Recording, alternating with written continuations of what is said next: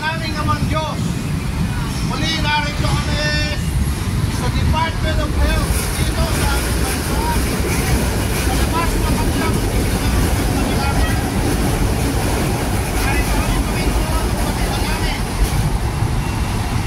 ang aming bansa na ngayon ay tinutulungan ng Panginoon ang department kami ito, ang World Health Organization, tinutulungan ang kanyang madilim na kapangyarihan.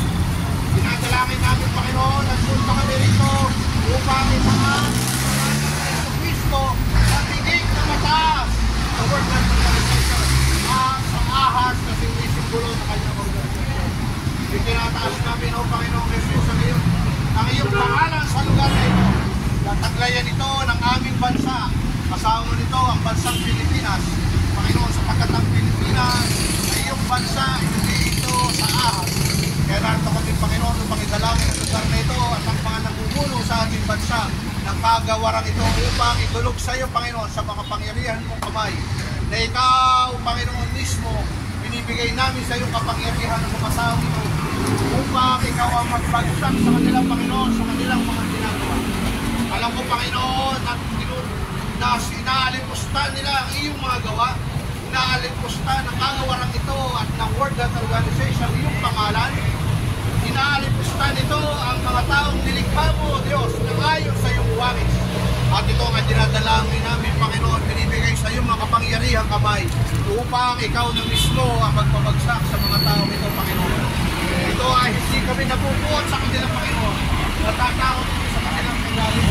Kanilang malaman, ipagilan sa kanilang panawagan, ipagilanan nila ang kanilang gaway,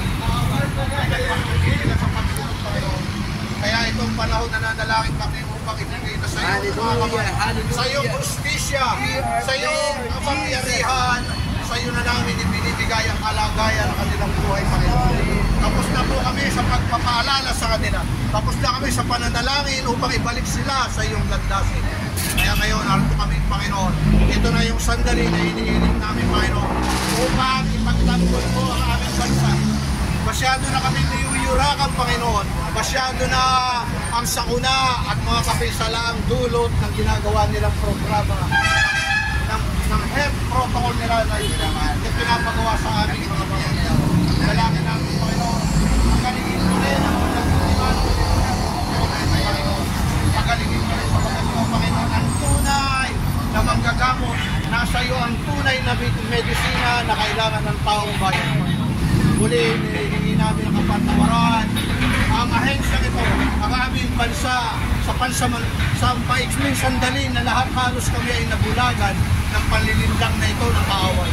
Ngayon, Panginoon, sa lugar na ito, pinadalangin namin, tinatay sa iyong pangalan na Jesucristo, higit sa lahat ng anumang pangalan, higit sa anumang kapangyarihan na pinakikilala sa amin, pinadalangin namin, Panginoon, ikaw ang matataas, ikaw ang kikilalanin ng aming mga bansa, ikaw ang itatanghal na tunay na dakila at makapangyarihan, walang iba ang pangalang Jesucristo.